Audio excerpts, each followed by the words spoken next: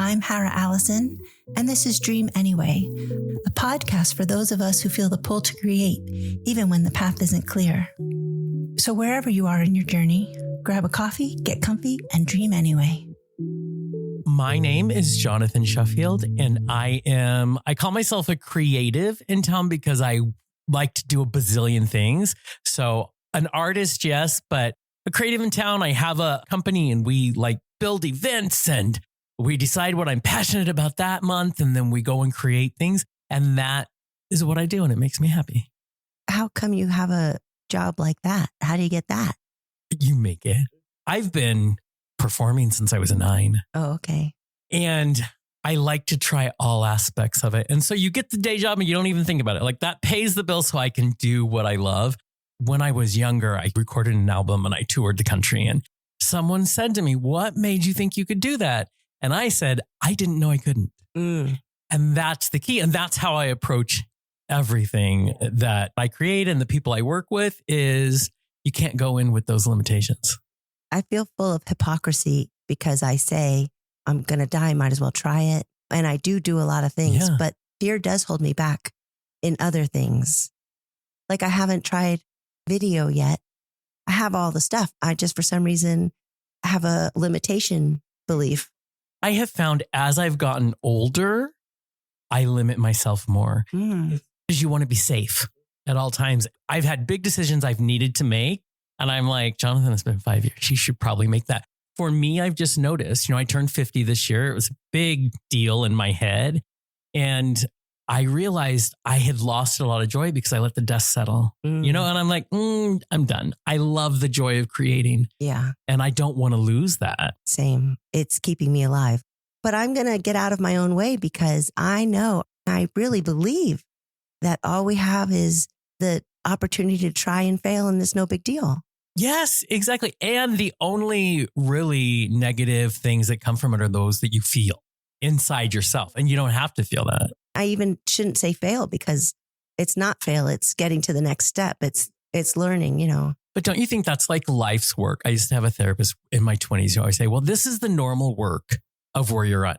And it's that idea that, wait, failure is this concept. It's not even real, but it's what you choose. I went to LA for a few years and I came back. It was that struggle of I'm back and I did try and I had, I learned a lot, but I didn't stay there and conquer the world. And so you had to get through the failure, that feeling that, and I'm through it, but it takes that concerted effort. I finally realized that it's all the journey. There is no end point. There is no ultimate success. There's no ultimate award. The goalposts can keep moving and that's the pleasure of it. It's that old cliche about it's the journey. Mm-hmm. I love it because I love to learn. Mm-hmm. And I feel like when I'm done learning, that's when I'm dead. If I couldn't look back on the last 50 years and be like, oh, I learned that and I learned that, I would be miserable. And that's the thing. Don't even limit life. All of the things I thought I had given up or would never have. And then something surprises you. Mm-hmm. I'm dating a man who's 58. I always tell him, thank you for being the older one so I can always feel young. But it's that idea of we think we're racing against the clock, but that's not going to help anyone. And you're not. You're racing against yourself. And also, it's not really even a race. There is so many days we all have. That is what really inspires me to just go for it. Right. Except turning my camera to video, which I just find fascinating about me, but I'm going to do it. I feel like you are going to do it. Oh, yeah. Don Hamilton said he'd show me everything he knows in 20 minutes. What? Really? Yeah. Take it. Sign me up. We hold ourselves back. We do. I don't quite understand because I think it's more than fear. I think there's so many outside external pressures and we let it take over. That's what I call it, the dust of life. We let the dust just settle and get bigger and bigger. And I'm like, I didn't date for years because I just had my preconceived notions of what that meant. You allow things into your world. We talk about diversity and especially in artists and we talk about, being free, but we don't allow the same thing. I think artists are the most kind of worried about that. I refuse to buy it anymore. You think artists are the most what? I think artists are the most caged, to be honest. It takes those moments where we allow ourselves to create something that we enjoy. And then for me, for sure, I feel like after it's done, I'm so excited, I close back up. It's very vulnerable to create and open and whatever it is. This is my new lesson for this year is how do I not shut down? Because I'll do a big event. Like we just did a huge event that was very important to me. And then it was done. And I'm like, I'm exhausted. And then I'm afraid to do something else. And so I get in my own way. This is my lesson that I'm learning. There's a Winnie the Pooh thing where he says that he likes honey, but he likes just before he eats the honey better. It's the anticipation of the honey. And I found that I can't wait to edit everybody's photos and post them. Yeah. But it's right before I post. That's the most exciting. That sweet spot. It's so exciting. I can't wait to share. Yeah. And then I've shared and then it's out there and then that's done. And then now what? I get that. I really have a problem with never being satisfied. I feel like on some level for artists, that's a good thing. I know that moment where you've given it your all and then it's just no longer there. And you're just like, which is why I think a lot of us artists are constantly chasing the next creation, which thank God, because we need a lot of that. But I just wish artists weren't as tortured as some of us tend to be.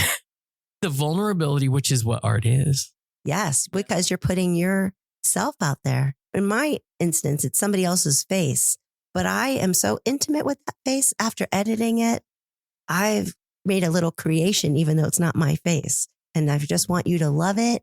I'm never going to be fulfilled. If it's theater and I direct that show, it's the same thing. It is still my art, even though these beautiful people, you still help mold it. Yeah. It's still that clay that you put together.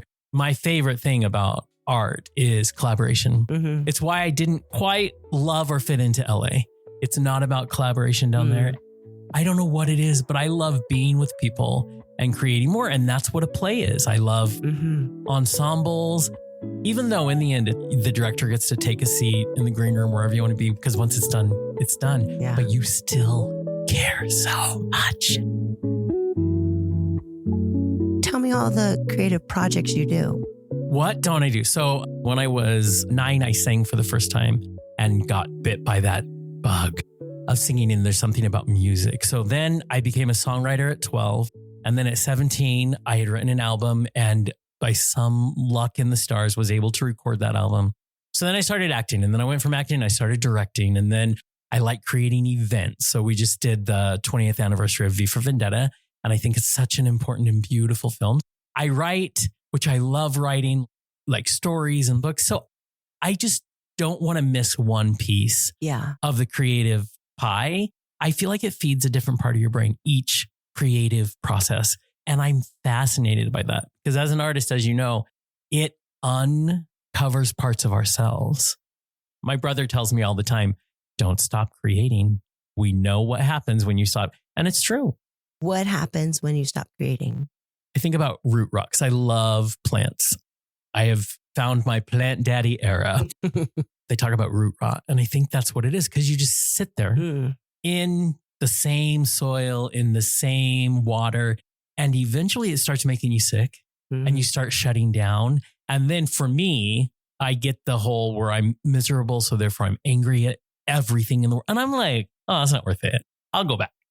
It's A-R-U creative, but how do you say it? Aru creative. It's a Japanese word I found, maybe 15 years ago that meant to exist. And I remember at the time, I just had this thought of everybody has a piece in them, especially creatives. A lot of people aren't as loud and just boisterous as I am. And I don't like to take on, boundaries. When they say, how did you know you can do it? I didn't know I couldn't do it. But there are a lot of artists out there who deserve for their vision to exist, but they don't know they can. And so I wanted to create something where if I can help, whatever it is, I want you to exist. So how are you helping? What are you doing?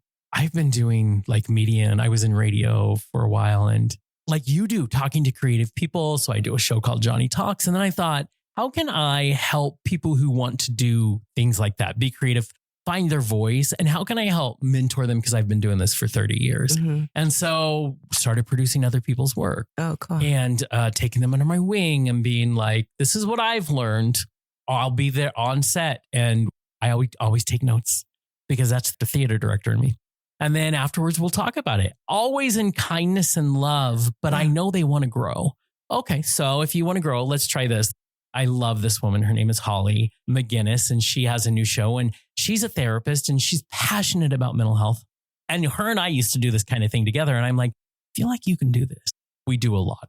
For me, I have to do more than a podcast. I have to get in and get my hands dirty, but that is a great way to start. And so I also do salons, which are a lot like what you do here, inviting artists and interesting people, and then they connect. I like to find interesting spaces. We did the igloo at the ice skating rink.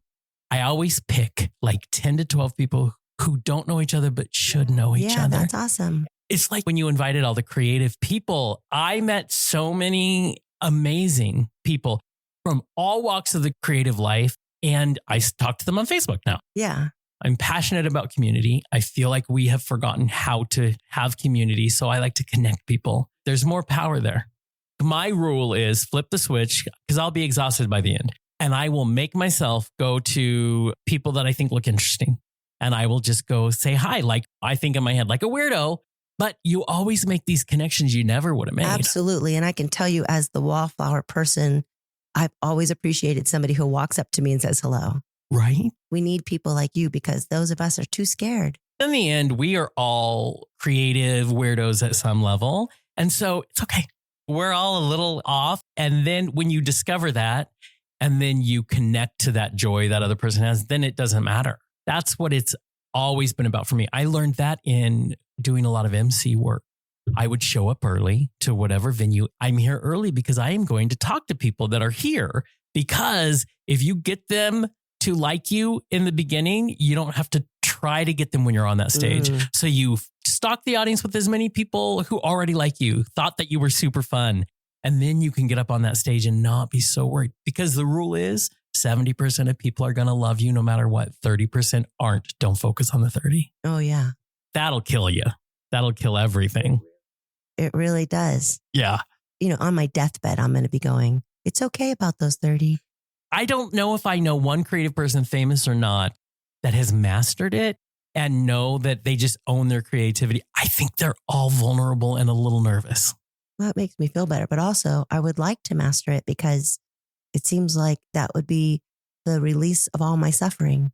That's the cause of all my suffering. Why doesn't that person like me? Yes. It's fascinating that one person can dislike you so much and another person can love you so much.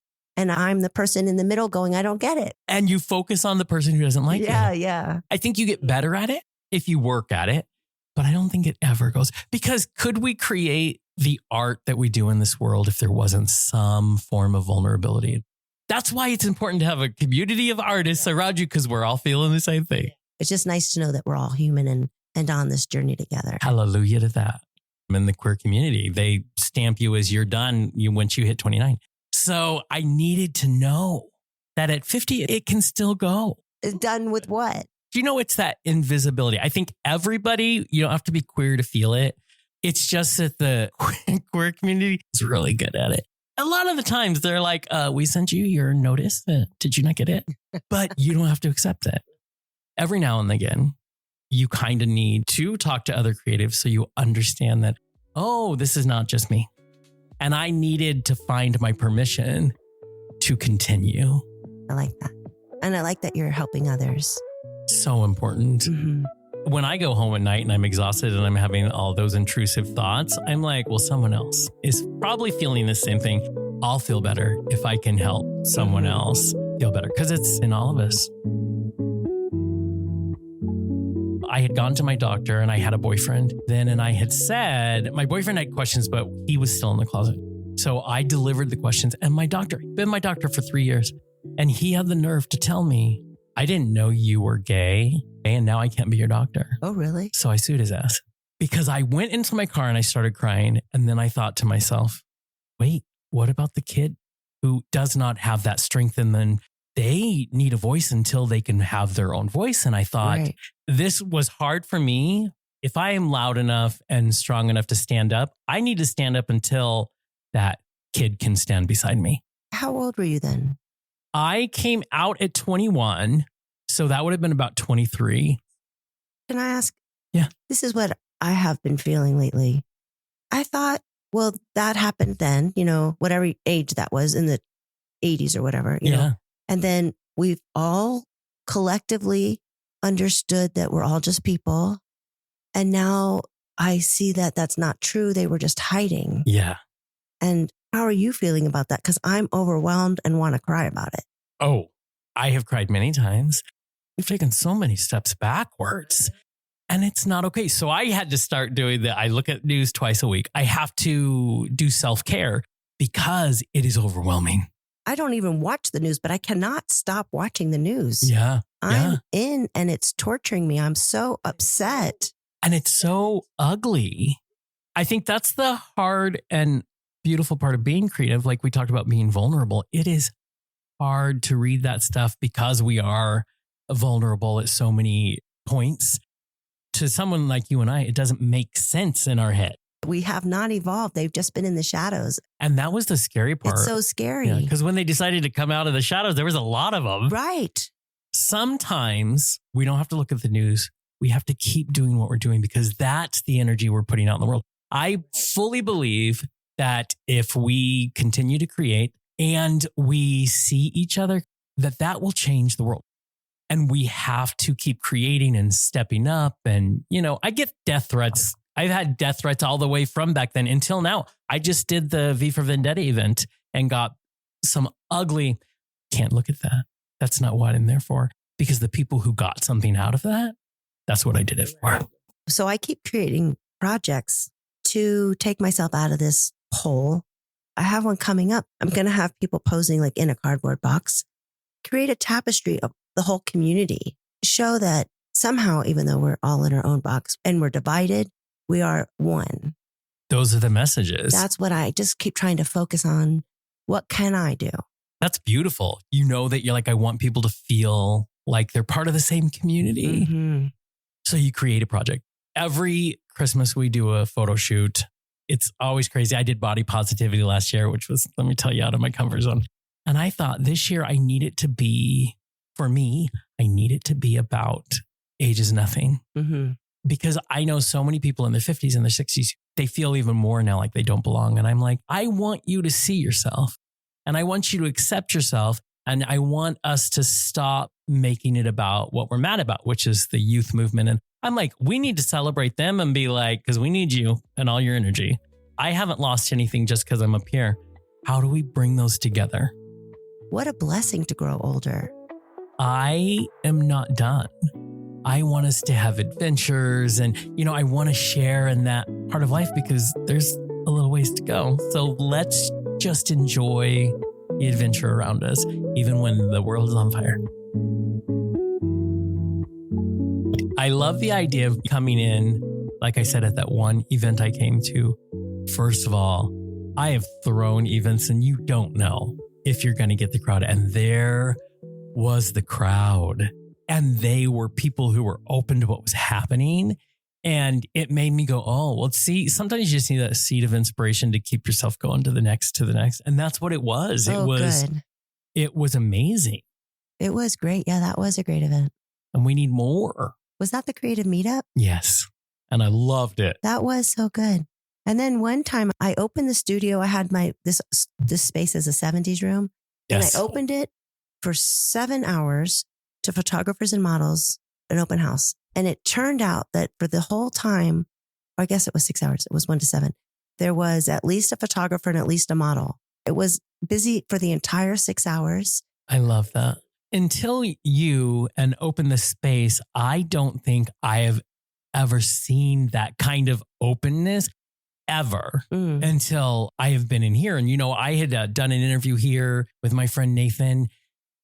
I haven't noticed another space like that. And then to have the creative meetup, it just felt like, when I was in Tulsa, what would have been great if it was there. I feel like it's the thing that I haven't seen because a lot of times businesses will try it or creative businesses and you go, that's great. I'm not trying to take that away from them, but they get so caught up in all of the regulations and the rules and then everything's stifled. Right. That's not how it felt here. Well, because I'm in charge and I do not plan.